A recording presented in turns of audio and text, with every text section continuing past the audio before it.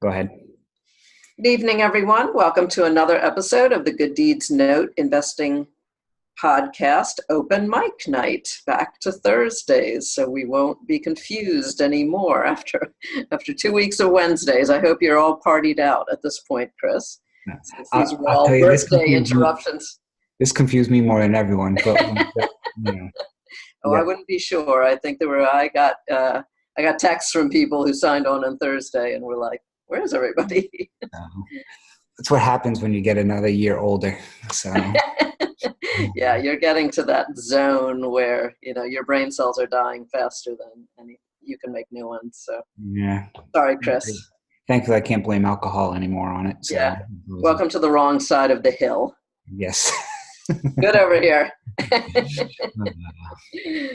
So anyhow, I feel like after having 2 weeks of fabulous guests on, I feel a little embarrassed that it's just us. Hopefully that's okay. We can always pull somebody else on, get some people on. Yeah, that's true. Let's see who's on and what embarrassing things we know about them. A lot of J's. James, John. So Tony goes by Jack. So we've got a bunch of people on. But, today I figured, because I've been posting a little bit this week, and I have a new name for CFDs. I'm going to start calling them crazy flippin' debtors. I should start calling them and kind of share some of the stories that we've had with CFDs, because this week I even had a first for Franco. You mean you dazzled him with a situation he had never before encountered? Yes, and his comment back to me was, "I thought I have seen it all, but this one is brand new." So. This is what is so exciting about our business. Just when you think, that's it, I'm never going to see a new thing. Yes. Now the phone rings, an email arrives, and you're off and running. It's crazy. So, this one was actually Tony's actually on here, and Tony's involved in this because it's a CFD that I bought as a pool of assets, and I did sell off some of those assets. And what happened was sent out the deeds to get recorded, and sent out my deed, the recording from the entity to me, and then my entity to the other entity, and it came back recorded. Came back rejected, and said, that the prior holder was no longer on title. So I'm like, so I call the county. I'm like, I said, it's got to be a mistake. You must have taken the recorded land contract and just, put that person on title. And they come back and like, no, there's a sheriff's deed. And I'm like, huh? So I go on Lake County Recorder, which is lcrecorder.com. and put in a property address, and there's a sheriff's deed that I download, and it's got a court case to it. So I'm starting to really scratch my head, like, what? And then I'm thinking, oh my God, did it go to tax sale? Was there taxes owed? And I'm like, oh boy, here we go. And I'm thinking, oh, do I have to cut Tony his check back and so forth? But then I text Tony. I'm like, is the borrower paying? He's like, yeah, guy's paying. And so then I look up the court case, and this is classic. So there's the lender who has a borrower on a land contract. This borrower issued a land contract to somebody else, and that individual, we'll call him basically borrower B, because borrower A is a person who is between me and the land contract. This borrower B defaulted. So what does borrower A do?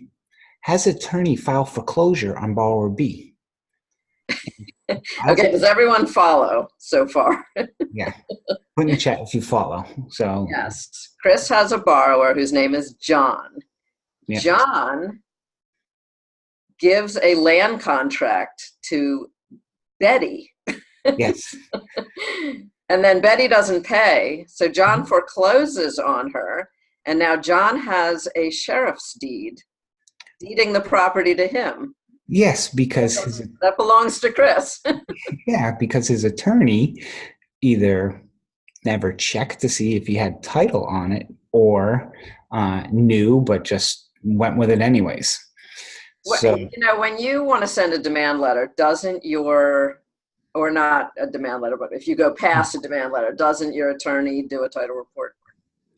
one, yes, but even now with demand letters, I mean, when I use Franco. Franco, two things I always ask for: Social Security number and give me the recorded deed, not the copy of the deed that's not recorded, the recorded deed, Hmm. and so forth. So, yeah, and so this attorney foreclosed on this other borrower with my property and gave them the tax deed. So I'm digging through this. And then, so my email to Franco was like, I thought I've seen it all. This one's a real doozy. And I kind of explained it to him, and I don't think he got it at first. And then, The mind does not want to yeah, go I mean, there. because I'm like, who would think like, okay, like the shit, and then, I reached back, a day went by and stuff, and I had to reach out for something else. And I said, hey, I found out a little more information on this. I talked to my general counsel, and this is what they recommend. He's like, hold on, like time out. He's like, he's reading it. He's like, so are you telling me that, John was your land contract borrower who then put a land contract to Betty and foreclosed on Betty and now has a deed to the property? I'm like, yes. So he is going to, or he's reached out to the attorney to basically, I forget what it's called, but it's basically a consent judgment that him and the other attorney would sign to void the foreclosure, to deed it back to whoever it was, then allow me to record my deeds. So It's called a do-over. So if they're voiding the foreclosure, though, does that give Betty any renewed life in this deal? No, no. she's gone. So that literally, so the funny thing is this happened at, what day did I call you pissing him off about it? Tuesday, I think. Yeah. So this is like Tuesday, like 4:00. I get all this, or whenever, I forget when it was. So 15 minutes later, okay, I get an email from a borrower who was attempting to sell the property. And I reached out to him and said, hey, look, instead of selling it, just deed it back to me. I'll take care of it because I don't want it sitting vacant and stuff.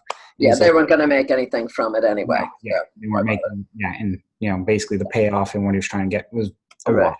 I'm like, I'm like, so I called him like 3 weeks ago. And we were talking about signing cancellation, but he mentioned he had a tenant in there. I said, okay, I'm going to need a copy of the lease. So within like 15 minutes later, he sends me a copy of the lease, and it's a lease option. That's an 8-year lease with an option on it. And I'm like, oh my God, just shoot me. And so I'm like, so I text him and I'm like, John, I'm like, John, give me a call. And just want to go through this. He's like, hey, what's going on? And I'm like, John, I said, you can't assign the property because you don't own it. And he's like, what do you mean? I'm like, item 15 in your land contract, basically says you can't assign it. You can rent it out. That's not a problem, but you can't assign an option because if they're paying you and you don't pay me, and then I go after you, then they're going to say you owe them. And I said, I'm like, trust me, it can create problems. So he's like, oh, okay, no problem. And so forth. And so we're still in the phase of working that out as well. So you're like a grandpa. Your borrowers have borrowers of their own. Oh. 2 generations of borrowers underneath you. And number 3. So here's the third one. Oh, boy. So this is one in North Carolina where the borrower wasn't paying, and then he was paying, but he was only paying principal and interest, wasn't paying taxes, insurance, and everything else. Well. So, taxes were, it's like a $75,000 to $100,000 property. So the taxes are, $2,000, $2,500 a year. So they were 2 years behind in taxes. So I had to advance, $5,000 in taxes, and because I didn't want to go in tax sale, and reach out to borrower and said, hey, look, you got to come up with something. This, $300 a month payment, just principal and interest, ain't cutting it. So the borrower finally acknowledges that, well, I'm not living in the house. I've got somebody else who is in the house. And I'm like, okay.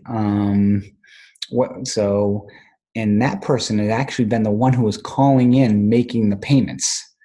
Uh, so this person who was calling in, making the payments, is a 76 and 79-year-old couple, who the son had negotiated the deal that they were basically going to take over the land contract from this borrower.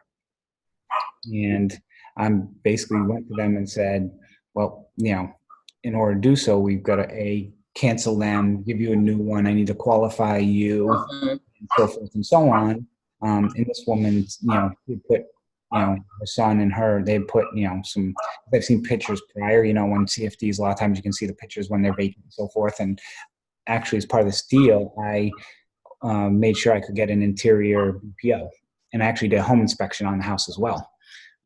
So there's still a few things with the house, but they definitely done some upgrades to it. And, the house, BPO came in at, like 75,000, and the unpaid balance is like 35,000. So she got nervous that I was going to basically charge them $75,000 now for the house, which technically I have a right to do, but that's not my intent. My intent is basically, to take it to the UPB and any costs I had out of pocket. And we talked about this, I think, a month ago on another episode. So I've been trying to get her to fill out the paperwork for the application stuff, and she filled it out today. And that's what she sent me, this handwritten message that essentially says, we really hope you can work with this out for us. Our payments are a priority. I've already lost too much to keep this house with all its faults. It was much, much worse. I'll make the payments as long as I live if necessary. Then at least one of my children will finish it. My son pays the utility bills, the same one that made the not so smart but trusting deal with the prior borrower to start with to get us this house. We really appreciate anything you can do to keep us in this house. Thank you. No. Where's my hanky? That's very sweet. But tell her to put somebody in the will to be the new land contract person afterwards. Well, and that's one of the things that I'm probably going to end up doing is I may just convert this one to a note, anyways, because they're the ones that put the equity in the house, and I'm of the opinion that that's theirs, and they should keep it. Yeah, they should keep it. They put it in there. They should keep it. In that way, if I turn around and I sell this thing later on, I was going to say, it's not me, but I don't want to sell it down the line, have them miss a payment, and then somebody see the equity and snatch that from them. Yeah, it's amazing how many times. So a lot of things amaze me about these stories. One is how aware all these borrowers who have made these moves are. Like, they know about lease options, they know about writing new land contracts. Not that they were allowed to do any of those things, but most of my borrowers just seem to be they're not real estate savvy. They're not savvy in general, but they're really not. They don't know the tricks of the real estate trade. So these people are kind of in a class of their own. And then people always think it's a very simple matter, like, oh, my husband doesn't want to, keep the land contract anymore, but I would like to keep it, so can we just put it in my name? Like, they think it's always just like a paperwork issue. Like, nobody ever really understands, what we are required to do.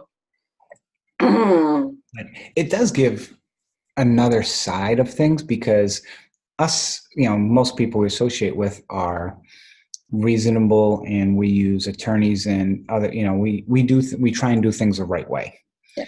And from this aspect, you can see why certain states, like my favorite state of Ohio, is trying to get rid of some of these things, because, they're unrecorded. Some of this stuff goes on, and I can see, like, take this, this other, some of these, issues that I've run into where, people are basically selling houses to people that they don't even own. And it's like, oh my God. And that's a bit much. and to be honest with you, some of these people in land contracts, they're living in the house. So, someone lives in a house and says, hey, come on in, I'll sell you this house and stuff. You're going to think, oh, this person doesn't own the house. I mean, you usually take people, or you think most people are honest from that standpoint. Yeah. Well, you can see how it happens because they rent out the house. Yeah. And for whatever reason, they decide like, hey, do you want to buy it? I can just issue you a land contract. I have one of my own. I can just make a copy and I can put your name in. Oh, Yeah. well, this is the other thing too is, oh no, they didn't even take a copy of the one we had. The ones they put are just, I mean, some of them, It's terrible. yeah, it's, it looks like it was created by like a fourth grader. Yeah, my contractor just asked me today. He told me he's doing a land contract for somebody. I'm like, well, wait a minute. Who, what? And I still don't know what he's doing, but he had already consulted the people in the recorder's office and just found out what the basic elements were that had to be in there. And he was just off and running, writing a land contract. So I thought, okay, whatever. I'm not even asking any questions. But you and I, when we have legitimate situations where we need to, change, like you have a really simple situation, like a parent wants to give the land contract to their child who is still working, where the parent's retired or whatever. And, we've had this conversation, like, is there a simple way to do it? Like, can you add the person to the land contract and then wait a little while and then take the other person off the land? They do a cancellation of land contract. So you didn't actually have to do the expensive and hard to qualify for some people vetting process. But you still managed to transfer the land contract. And we concluded as law-abiding citizens that no, you can't really do that, but I imagine it happens. Yes. I mean, like I've just converted 2 CFDs and notes, and I did have them qualify and so forth and go through. And I mean, these are low balance, like $10,000 UPBs, and the properties are worth $30,000-$40,000. So and these have been performing for like 4 years. I mean, these aren't ones that like person's been paying 2 months. These are long paying, performing. So so I had a registered mortgage loan originator approve them. So well, yeah, I mean, this one where the borrower is deceased, like someone's been making the payments for 4 years, and in the notes for this this contract for deed, they are talking about the original borrower. Like, oh yeah, we called her, she answered the phone, we checked her. They always confirm their social security number when the servicing company calls, and they're like, yeah, she died in 2015. But yet someone, the servicing company has been talking to her as lately as this year. I don't know what is going on, but I don't own it. So I will have a seat while this show unfolds, but it's not my show. So I will certainly keep you up on what's going on. If there's anybody out there attending tonight that has a crazy CFD story or questions, be happy to answer or bring it on as well. And it seems it's interesting because it always comes in waves too. It's like I was just telling you, I think it was last week. I'm like, everything's like nice and calm. I was like nothing going on. Yeah. You just said to me, actually, oh my God, I have all of these CFDs and this many are performing, and they were like, so many of them were performing. It's like, are we performing? People are paying. 90% or something. I'm bored. Do you remember? You said, yes. I'm bored. There's nothing going on. And up in the heavens, the circle of the pantheon of the gods, your words wafted up to them. Called karma. They sent several lightning bolts at you. Oh, and those are just the ones that I can actually talk about. Then I've got the ones that are in legal right now that are just like, oh my God, poor Brian. Yeah, this is an illustration of the fact that when you get to a certain amount, you can just expect the level of drama to be exponential in its growth. Yeah. So, I would say it's, depends on how hairy you get them and stuff and the payments, but, it's between, 10%, I'd say, really got some some hair on them that really can cause you some agita. And, then you might have a few that they're just nuisances and stuff. And then, the rest, they're kind of, just kind of go on their way where, if they're not performing, people either aren't going to fight, they don't want to turn it around or whatnot. But, another one is I had a borrower who hasn't paid since November and basically hasn't returned phone calls, hasn't done anything and so forth. So going through started the forfeiture process, but it got delayed because, again, some of the deeds, the recording of them got delayed or was incorrect or whatever. And then, so got that squared away. And, so the borrower got the 10-day notice. Must got it today because I have, let's just see. Today, a very busy day, but for me, but I have 13 missed calls from this borrower today. And someone really wants to talk to you. Well, and I texted him, and my first text was, "I'm in meetings and on conference calls. I will try and get back to you by the end of the day or tomorrow morning." And then, literally after I sent that, called 4 more times in like the next 10 minutes. Well, he knew you were at your phone. He responded to the text like, okay, and then called 4 more times. Yeah. So, I was just like, and then I put in bold, I'm like, and all caps. All caps. I'm like, I am on the phone. Well, he probably thought you couldn't be on the phone because most guys can't multitask. They can't be on the phone and texting at the same time. It's amazing, though. I mean, when somebody, 8 months you can't get in touch with somebody, and all of a sudden, down to the wire, it's all of a sudden it's like, oh my God, the person reappears. And yeah. Oh yeah. So, yeah. Feet to the fire. That's where everything happens. Yeah.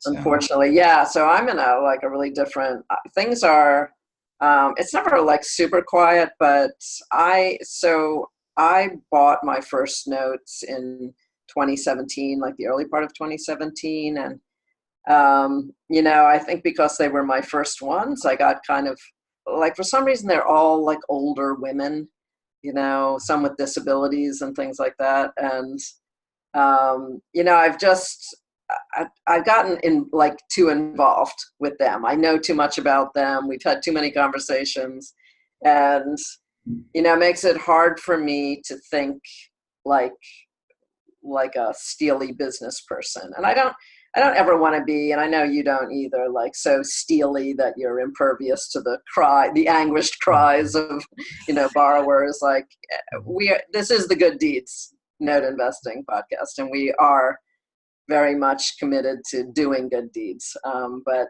I mean, some people, so I have one borrower, I'm just now, the demand letter's expiring on this lady, and I never wanted it to come to this, but her loan, before I even bought it, was first she had her arrears put on the back of her loan, and she had her balance reduced at the same time, and she had her payments reduced. This was only like a couple years into her loan.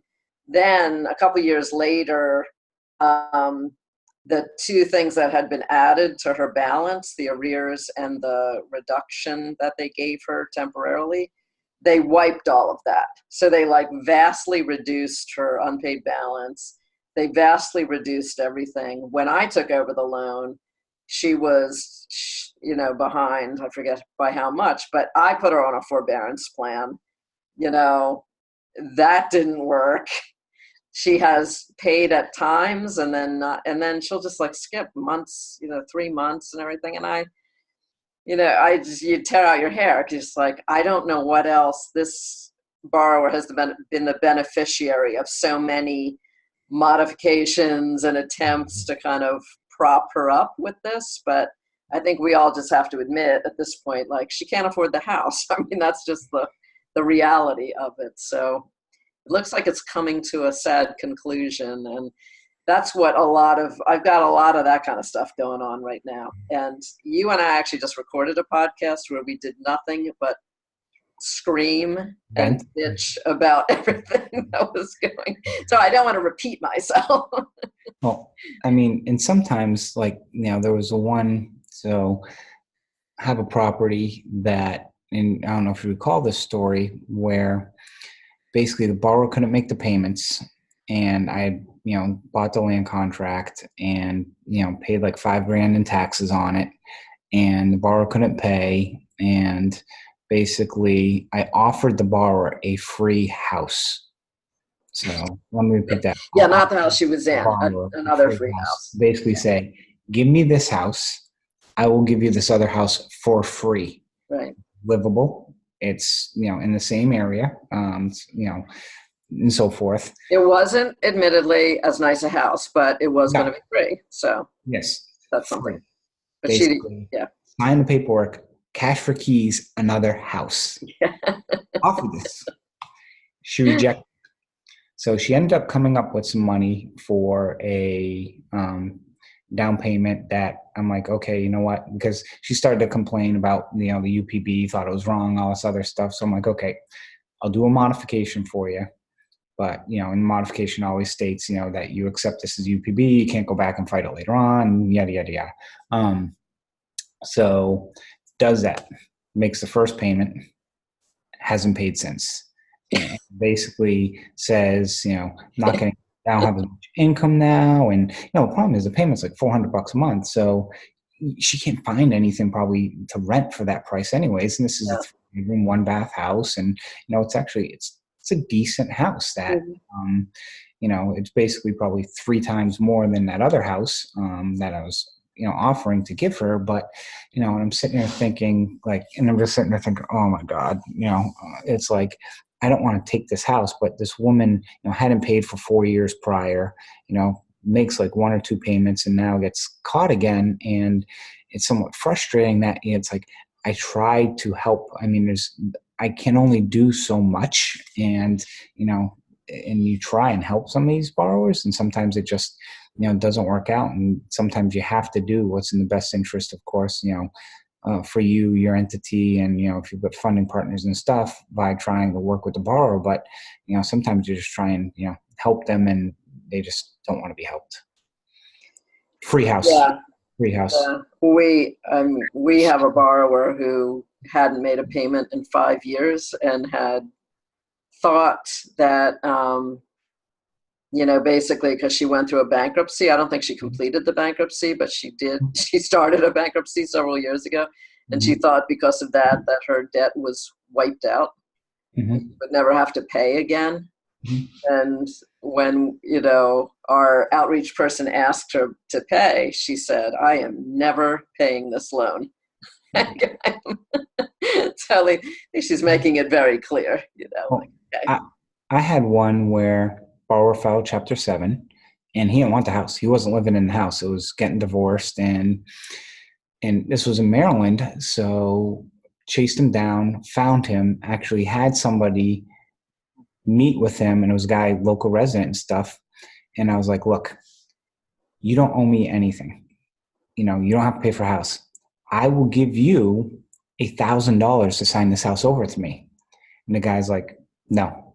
And I'm like, I'm not asking for, I'm giving you $1,000. I'll cut you a check for $1,000. I'm like, take it, the document to your attorney, do whatever. I'll pay for your attorney to even review it. Here's $1,000. Nope. Leave me alone. I'm like, okay. So foreclosed on the property. Did you ever figure out why? He wanted nothing to do with the house and just didn't want to be bothered. Didn't have the time, doesn't want to be bothered. And some people, it's like, oh, you just, toss away $1,000 because because I mean, Maryland's not cheap to foreclose and everything. So I was, offering them, but if I would have offered him $5,000, he still would have said no, because it was just the fact of, he didn't want to be, dealt with anybody. So. Yeah. It's not easy to understand. No. So Chad also remembers you saying how bored you were. You must have told a lot of people how bored you were. No, I didn't tell Chad. He just says, funny you say that. I was bored up until a couple of weeks ago. Oh, he was bored up until a couple of weeks ago. Yes. Okay, Chad. So what's happened since then? So Did you also receive a curse from above? Chad kind of, I think Chad and I sometimes, you know, we buy outside the box. Yes, I am aware of this suddenly. Shit hit the fan. Chad, Yeah, do you want to come let's on and find out chat? what's going Bring on it with on. Chad. Bring it on if you want. You can tell us the latest and greatest in Chad's. Chad is the unofficial third amigo. We can share his pain. Yeah. This would be very cathartic for anyone who's struggling with anything. You So coming on, Chad? he's shy tonight. I think he walked away. But no, and I think part of the things that reason why I like to share these stories is because this isn't the stuff that anyone teaches, and it's really you can't teach it. I mean, what are you going to teach? I mean, what we can teach is what happens. My response typically for when anything like this happens is one of two things: call your attorney, call your servicer, grab a bottle of booze. Yeah, or a drink. I was gonna say it's got to be in there. Yeah, he's on his phone and he can't connect. Oh, let's see. Hold on.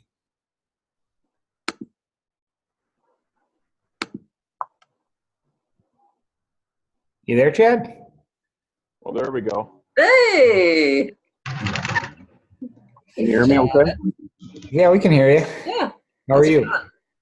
I'm good. I'm in a little barbecuing right now, so you might hear some sizzling in the background. Screaming when your 9 o'clock at night. Your sleeve catches fire. Yeah, pay attention to what you're doing.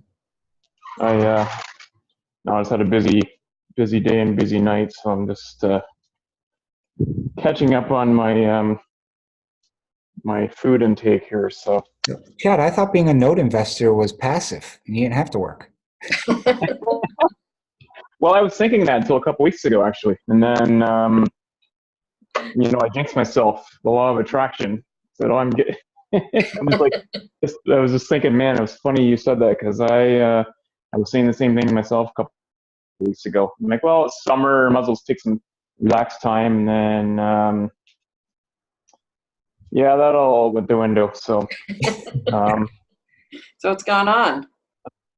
well, unfortunately, as Chris mentioned, a lot of the stuff is kind of illegal, so I can't really talk about too much. But one thing I can say, I can kind of give like generic overviews, I guess. So I won't even mention the state, but I had a CFD in. Yep.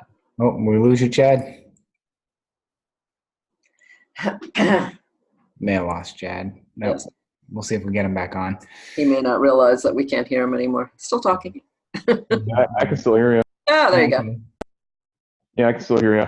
Okay. Yeah, all we heard is you had a CFD and what? Yeah, CFD.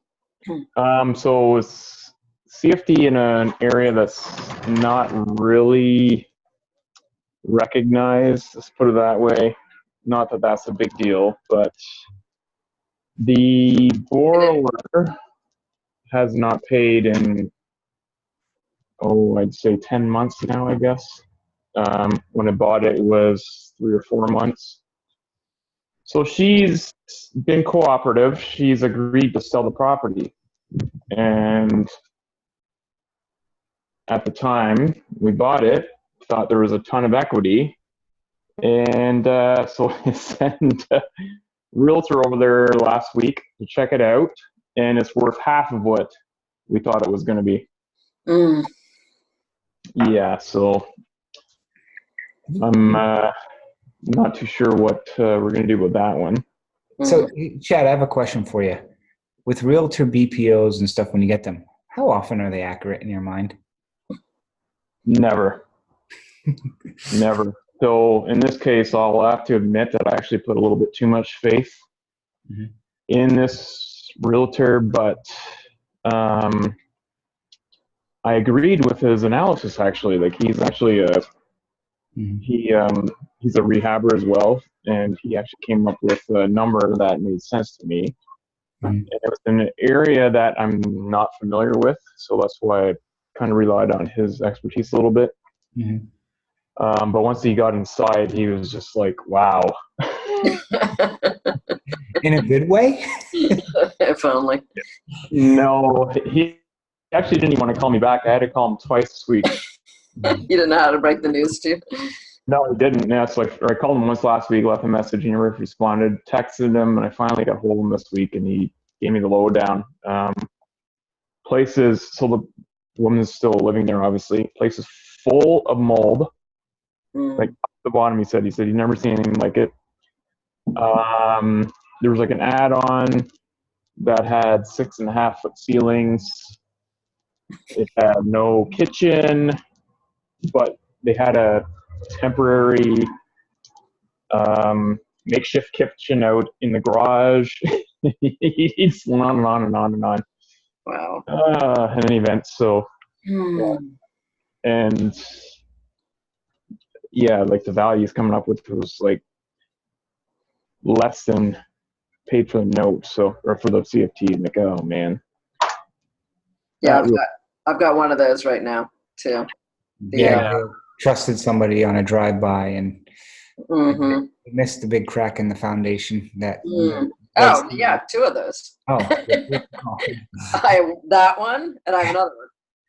So the funny thing about this one is, or it's not funny. It's not funny at all, actually. But the peculiar thing about this one is when you look at the pictures when it was purchased by the borrower back in maybe 2011 or 12. You see the pictures, the online pictures, when it was a Fannie Mae property. It was a total disaster. Since then, the landscaping this place, it looks like, it's not like they put $1 million into it, but you know, you can see a lot of sweat equity in the outdoors.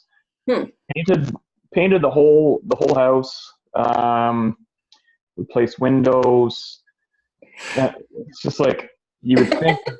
I know where this is going. You would think that they would take care of the inside too, because usually, you know, the general rule is the outside. Good on the outside, good on the inside. Yeah, so no, not in this case. One of those is like, oh man, that rule definitely didn't apply here. So, but I don't know. You know, I put my faith in that realtor's opinion, and I should have really kind of went with my gut feeling, and I kind of thought it was a little bit lower. But now what he's telling me is like significantly lower than what I was even thinking it was worth originally. So, but really, I mean, how would you know? You have a nice looking house on the outside. Yeah. No reason. I mean, this is very aberrant that people would Bedford, Ohio, in my mind, for me. Yeah. Well, that to me is like, you know, the Mad Men era of, you know, in advertising, like back in the 50s and 60s. You know, everybody put on a great show for each other. It was like the whole world was in middle school. Like everyone was very conformist, and like all the mommies, you know, made sure their kids looked really good and that their house looked really clean. And they, you know, people were just covering up like terrible things that were going on in their lives by just, you know, keeping these very high standards of like appearances in the way they dressed and the car and everything. You'd just go home and, you know, all kinds of stuff was going on. So that whole pretending, you know, that's like, I must tend to think these people are like in their 60s. They're not that old, are they, the owners?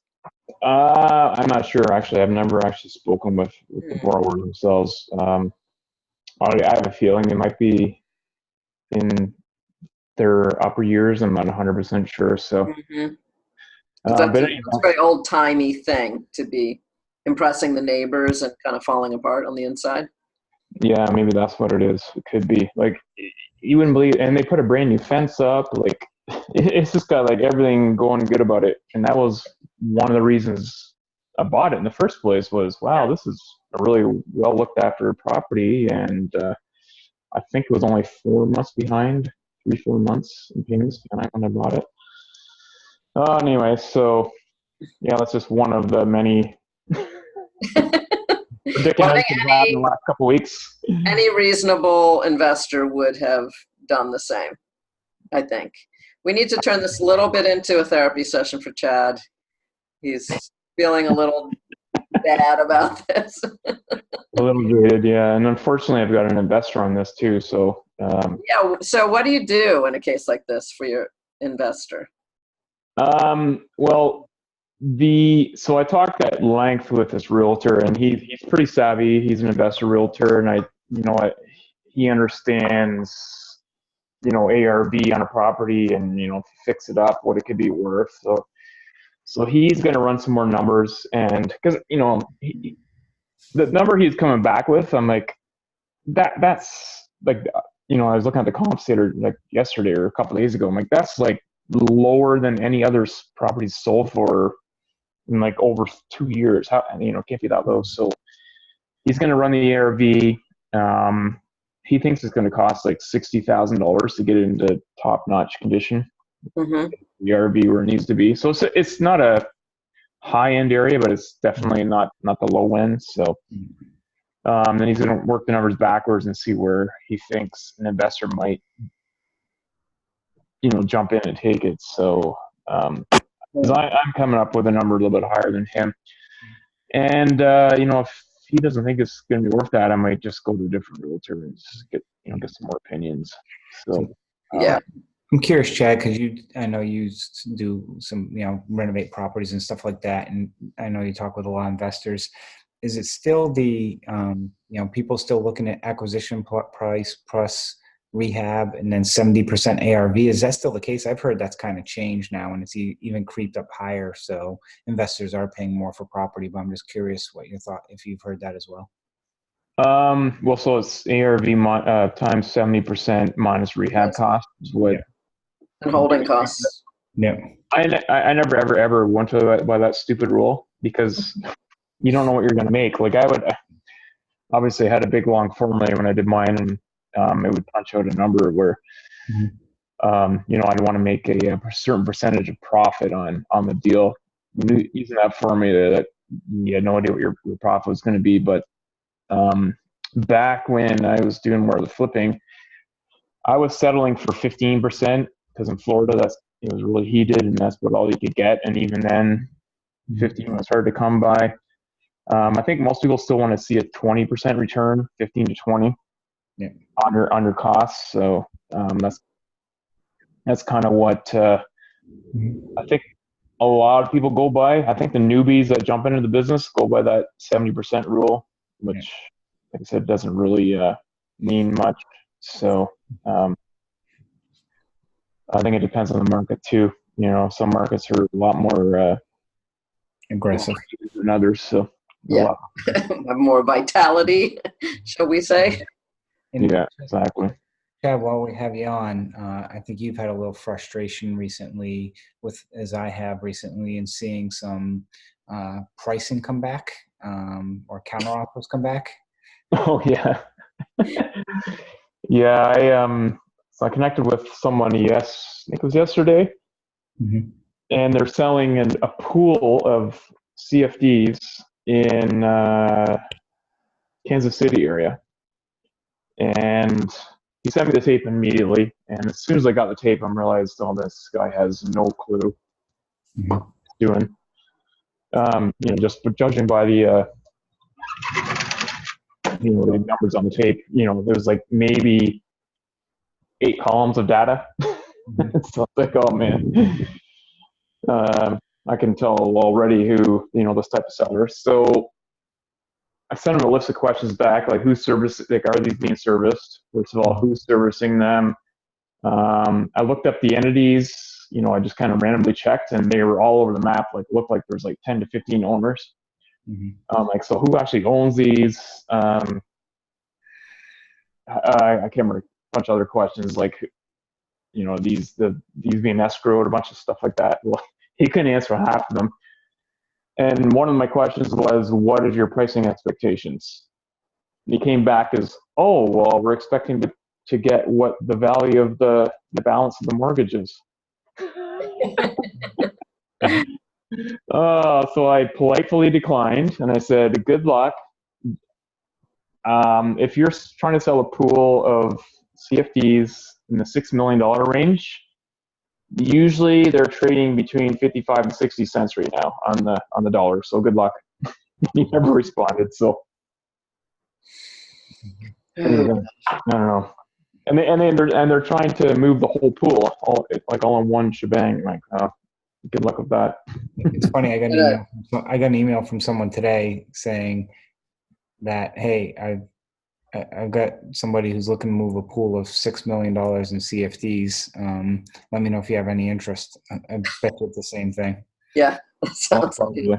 Yeah, there's 86, I believe, on there.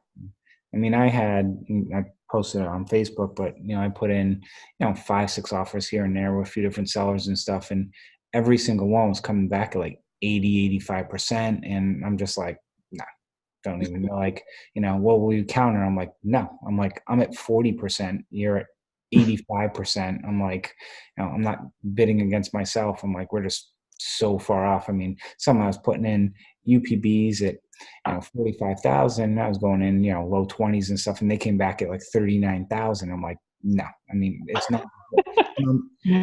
It's non-performing, and I'm like, no. And these are notes. I mean, these weren't even these are, so there's nothing like I could get a property with additional equity. And if there's any equity, it's, so I'm starting to think, okay, I'll pay $5,000 to foreclose. Yes, I can get that back, but I'm going to pay $44,000 to get $49,000. I'm like, no. Maybe. Yeah. If the bidding goes that high. Yeah. So. No. Crazy. But, it's interesting though, because, there's some, you probably may have seen it too, where a seller published some of the data that they had. And, because you also hear people saying that, oh, well, I sell my performing notes at 6% and they're 7%. And it's like, great. And, who are your investors? But, the data from this individual was essentially that, performing notes right now are selling, basically gross at about 13% yield. Basically, if you take principal and interest and carry that through, and then the non-performers were right around, I think it was 55%, I think. So, which is, pretty much, you'll see some stuff a little higher, some stuff lower, but that's where I expect things to see. So when I hear people saying I'm getting 75 to 80%, I don't believe it. And when I hear people also saying they're selling their performers at 6%, I kind of get very skeptical as well, because most of the stuff you usually see is between 10 and 15%, depending on the asset, if it's performing. And I don't even see 15% anymore. A year ago, you may have. And on the non-performers, you're anywhere between 35 and 60 is what I guess. And probably depending on the price, you're at that higher range. Yeah. If anyone's actually getting selling at a 6% yield, it's probably an educator or like a guru who has a following of people who will, people aren't really independent note investors yet, so they will buy what their guru tells them to buy. And, that's just, it's not a replicatable situation. Even for us, even as wildly famous as we are, Chris. Well, I mean, we're not going to just buy things because we tell them they should. I mean, even people, again, people who might be, older and look for less risk and so forth and so on, they still typically look for a little more than 6%, or they want to put it in something. Honestly, they're usually more comfortable in putting it in the markets or in some type of, fund or something like that, or a mutual fund or something. Yeah, at 6%, you can find other things to put it into. Yes. I have a great duplex performing that we're trying to sell at like a 7% yield. It's tough. I still have it. I'll just say that. Yeah, I don't think, I've sold off, probably 30 to assets plus, and two things. Anything that's been performing has never been less than 10%. And anything that was non-performing has never been above 55, 60%. So. So that tape that was out Chris, last The big week. O. Yeah, the big O. Yeah. I don't know if he submitted any bids. I ended up throwing in a bunch. And I looked at my, there was actually a bunch of more assets on there than the tape that we got originally. So I was surprised by that. So since we had a window of opportunity to bid, like not giving us a few days is more. I actually went through and pulled up foreclosures on all of them, or the every single one of those in the foreclosure pipeline, like pretty much like final judgment or something, summary judgment. So I don't know. I submitted some bids. Some were pretty close to UPB, even not over. So I'm interested to see what they come back with. So, I made darn sure that if those things go to bankruptcy, like if it's a BK13, that there's a ton of arrearages that they have to pay off, just so that if you do get stuck with it, or I do get stuck with it, but I just looked at the ones that were in like hot areas for flipping, like Florida and a few others. So but they weren't the 65 to 70 on the BPO that they're looking for. So I probably won't get any of them, but we'll see what happens. Yeah, that was the thing that was a killer for me. Is, I mean, there were some assets at it, $80,000 UPB, $100,000 payoff, and they said the house worth 200. They wanted 130,000 for it. And I'm like, the most you can get is 100. And they're like, oh no, you'll get the house, and you'll get a $200,000 house. And I'm like, well, if I get the house, it's not worth 200 because every other investor is going to let me take a $130,000 house for 200, and they should be slapped. In a lot of the places I was bidding, again, were in hot areas that, people go to foreclosure sales, and there's usually lines of people at them. So it's, same thing. I got a tape. So I bid like a week and a half ago on some assets, and I emailed the seller. I'm like, what's going on? He's like, oh, because the seller's actually a broker, and he came back and he's like, oh, probably nothing. Then he came back today. And basically what they did is, I mean, some of them, again, UPV 42, house worth 45, they want 39,000. I mean, one of them, and I'm like, some of them, they want 150% of what the house was worth, because they were just going off of, they want 85 cents on the UPB without even looking at the property of the house and stuff. And these are non-performing. And I'm like, and when he sent it back, he goes, do you have any interest in any of these? And within about 30 seconds, I just looked at it. I ran one column to see what they were looking for. And I'm like, no, pass. So, but what I'm trying to do too is with some of these people, find out who the seller is. And again, through data tree and stuff, I can, in many instances, figure it out, because a lot of times now when I see some of these sellers, at this point in time, I'm not even, wasting any time or effort to look at some of these, because, I may email them like, are you still looking for this on? And if they come back and say yes, then I'm like, I'll pass, because it's just not worth me spending an hour or two digging into assets, knowing that there's not a chance,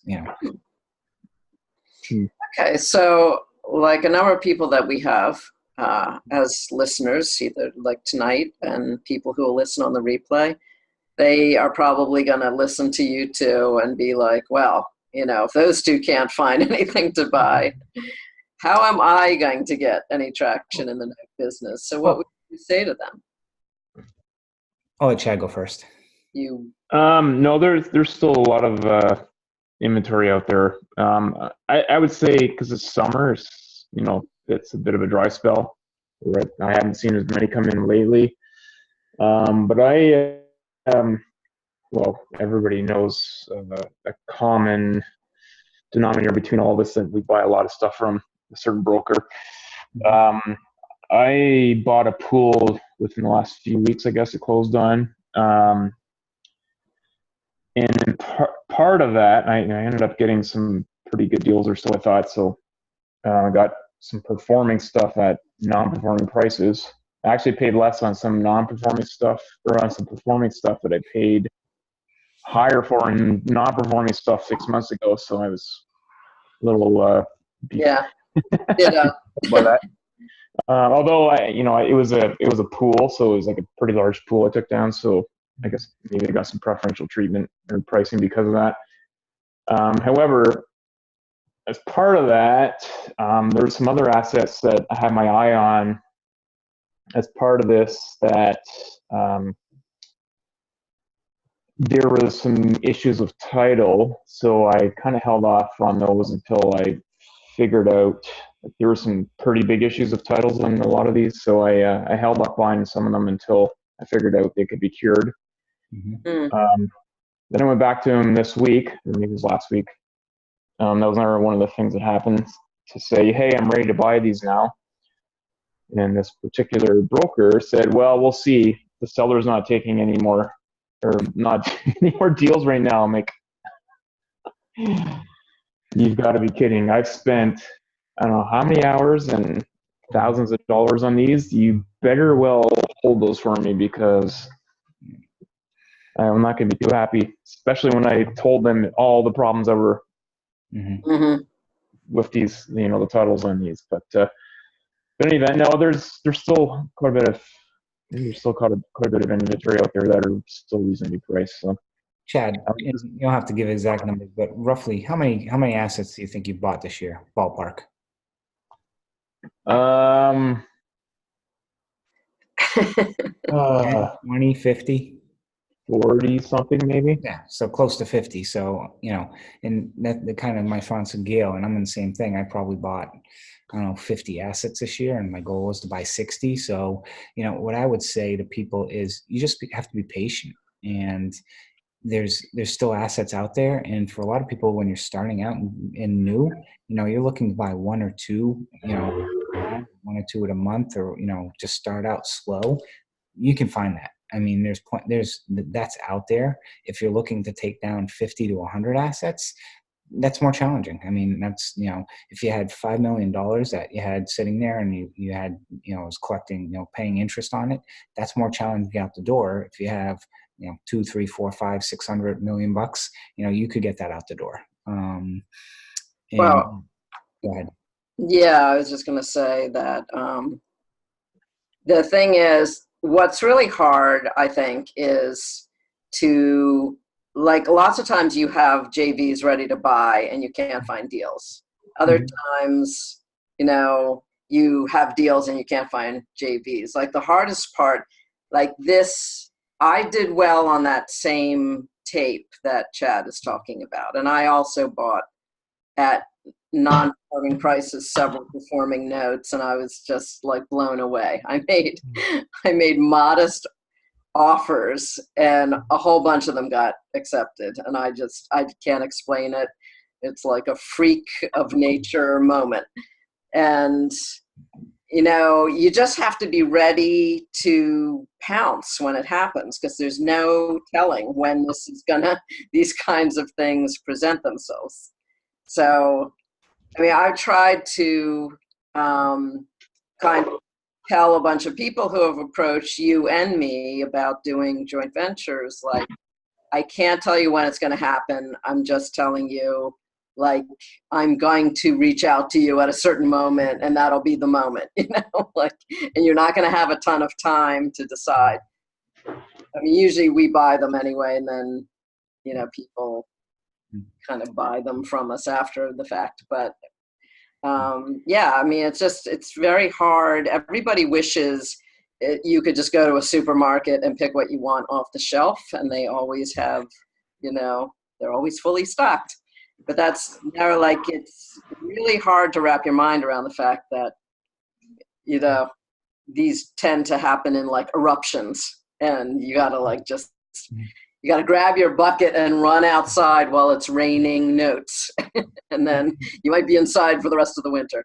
Yeah. And the one thing I'll mention, kind of tag along with that you hit upon is, it goes in, these, the curves, the waves. And I get people like, oh, if you deals, let me know. And then I get some deals come through and I send it to them. And then like a week and a half later, they're like, oh, I want to be in this deal. And I tell people from, like, literally when I hit send on my email, typically I have all my assets, tagged for somebody within 24 hours. And, it's more or less, hey, I'm interested in this one, I'm interested in that one. It's not a full-blown commitment of, hey, you need to wire me money tomorrow. It's, hey, pick up the phone, call me, I'll go through it with you, explain it to you, show you the numbers and stuff. But, a lot of times it is something that is one of those things. It's kind of like a flash sale, the old blue light specials at Kmart for, I remember those. Yeah, and actually, for people who haven't been through a yearly cycle yet, the last quarter of the year is really, that's when the action happens. So gather the troops. What? I was going to say that's true, but typically October, November, you find a lot better stuff, because December, a lot of times you get a ton of stuff, but it's everyone trying to get rid of their junk. People who are looking to sell and close by the end of the year, well, sometimes October and November, get that stuff out the door. October and November have classically been very good. Yeah. And then December is, a lot of junk, or a December 30th, I get a phone call of, I've got these 5 assets, they're this much money, you need to close tomorrow on them, and you don't have time to do a title report or anything like that. Do you want them? Yes. Oh, yes. Yes, we have gotten those phone calls. Well, although it doesn't seem like it's kind of counterintuitive, but January and February have also been good for me. I feel like the sellers who don't sell as much as they wanted to by the end of the year, they kind of keep selling in January and February. And then in March, things kind of like fizzle. Yeah. And there's this little bit, through the summer, little here and there. Yeah, it's interesting and I think possibly March too could be because, a lot of businesses have to get, their corporate tax returns done early typically, or they get extensions. So they're working on that. April kind of, and then, pretty much the summertime, yes, it gets very slow. Beginning of the year, the first quarter of this year, I think I bought like 30 something assets. And then, in the second quarter, probably about a third of that. Tripling since then. Yeah, tripling, unless you count the assets that we recently acquired, Gail. The terrible assets that we are now forming our Slack team to work on. So please, if you have not volunteered to be on that Slack team, don't volunteer at this point. We had like 60 people say they wanted to do it. There isn't that much work, unfortunately. Yeah. So do you want to just explain what we're doing, just in case people haven't heard? Yeah. So Chris, Tucker Gill, in his peaceful moments when he's feeling prosperous, always says to me, I would really like to buy fewer things and higher value, and just, kind of upgrade what I'm doing. So that is one Chris. And then there is the evil Chris, who, yes, will get just a horrendous, he will see a horrendous little pool of notes with 3 nice ones swimming on the top, and the rest are just like on the underneath, and it's all like gross and muddy and everything. And he'll be like, let's buy this because this looks great. Like, these 3 we're going to do so well just with these 3. And even though they're making us buy these other 12 too, in order to get these 3, these 12 absolutely horrible, terrible notes that no one would want, it's still going to be really great. And we're going to have a great time, right? And then he goes back to his paying job. And, I'm pretty much alone with these horrible, horrible notes. So this time I was smart. I said, you are not leaving me alone with these horrible notes. I am recruiting people to be with me through the storm here. So we basically have formed a team to find out if there's any way to squeeze anything out of 12 horrible notes that Chris has foisted on us, and we'll just be saying really mean but truthful things about him the whole time we're doing it, right? I do want to say a few things to that. You think I didn't explain it correctly? Here's the reason why. And people are like, well, you guys must be, Chris is nuts. And one is, yes, I'll put an offer in, call it, 50,000, and they'll come back and say, hey, we need to get 60 for these, but I also want you to take these other assets so we can get them off our books. so we can close the fund or whatever it is. They are not idiots. That's a good move for them. Yep. So it's a good move for them. But here's the thing. It's a good move for you as the investor, because what they'll realize is a lot of times they get mad when people just cherry pick off the top and leave all that stuff. And when they ask you to do a favor for them, don't do it. But this seller now, if they've got anything that has like a lot of hair on it, I'll get an email and they'll be like, hey, do you want these 3? And sometimes I'll say no. And they're like, okay. And sometimes they'll be like, I'll look at it and be like, yeah, why wouldn't you want that? And because sometimes like they may have a servicer who hasn't done anything in a year and realize like something may have happened or whatever it may be.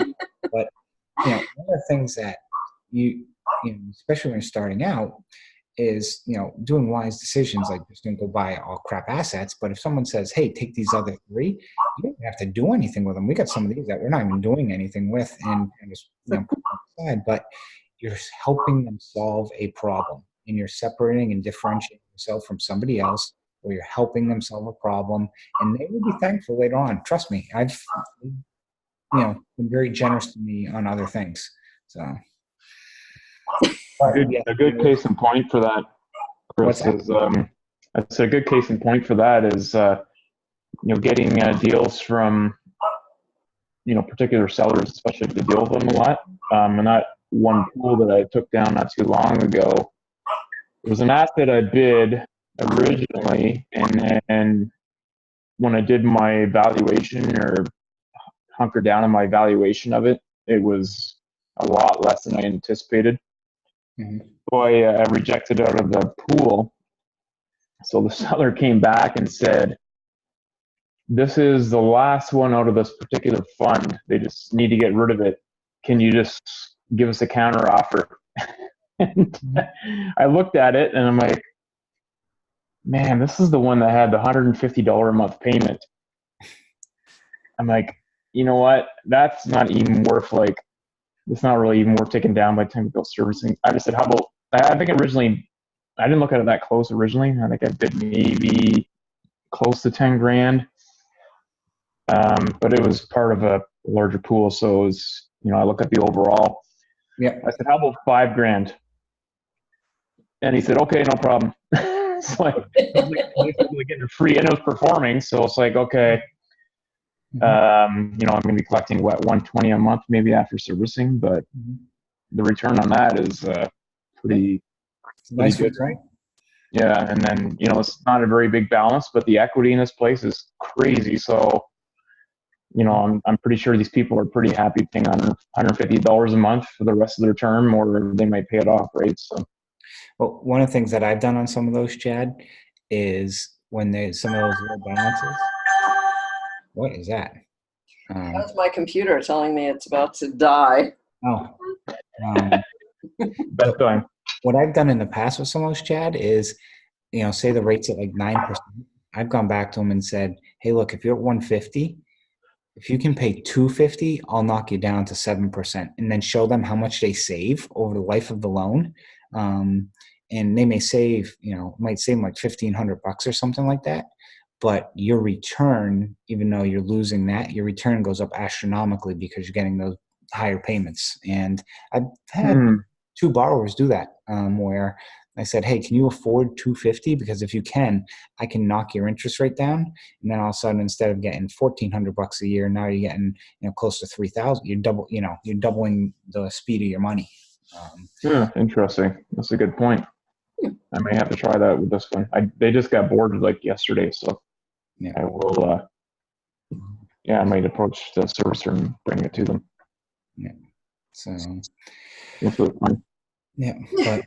Yeah, but I'll go back to on those hairy assets. Yes, I do just send everything to Gail and be like, "Hey, how's it going? What'd you work out today?" Oh my God! On the ones that we bought on call it like December 30th, whatever. I did the workout for the reinstatement with our good friend TK. So I struck that deal. So yes, you did. So. Well, we're running a little over an hour now. Does anyone have any questions, comments, feedback, anything, topics they'd like us to cover in the future?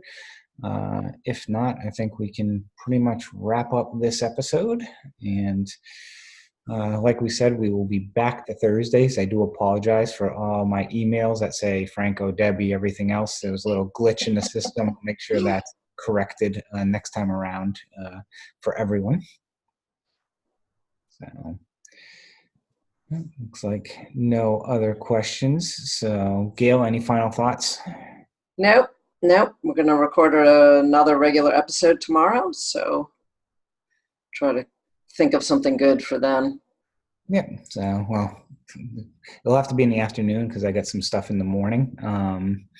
But I'm sure something will happen between now and then that will give us a topic to be a topic for discussion. You can count on it. Yes. Yeah. Oh, I'll say one thing. I forwarded your email today. We have our first sponsor.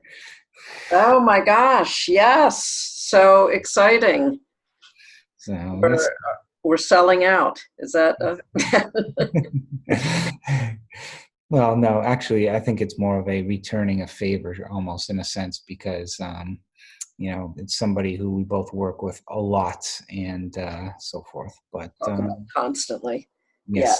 Yeah. So I think we are going to maintain our commitment to not allow anyone to speak to our listeners that we either have, unless we've used them or have heard only good things about them. So that'll keep the list quite short. Yes, we try and vet everyone we have on. And, with this, and, we actually have to have him on because between, I'd say like in between you and him, my wife is number 3 probably for people I talk to in that order. I hope she's not listeing. I know my family doesn't listen to our podcast. No, she's up sleeping. And honestly, I've talked to you more today than I've talked to her. So I know, who would put up with us? It's like, we don't even get invited to anything anymore because all we talk about is this. Yes, exactly. So, but, well, for those that are on, again, thank you for joining us on this episode of Good Deeds Note Investing Podcast. Please, if you could, leave us a review on iTunes and also make sure you join us on Facebook at the Notes and Bolts Facebook group by the Good Deeds Note Investing Podcast. And as always, if you have questions, comments, or topics you'd like us to cover, please feel free to reach out to us at chris@gooddeedsnoteinvesting.com or gail@gooddeedsnoteinvesting.com. So, go out and do some good deeds. Thank you all and have a good evening.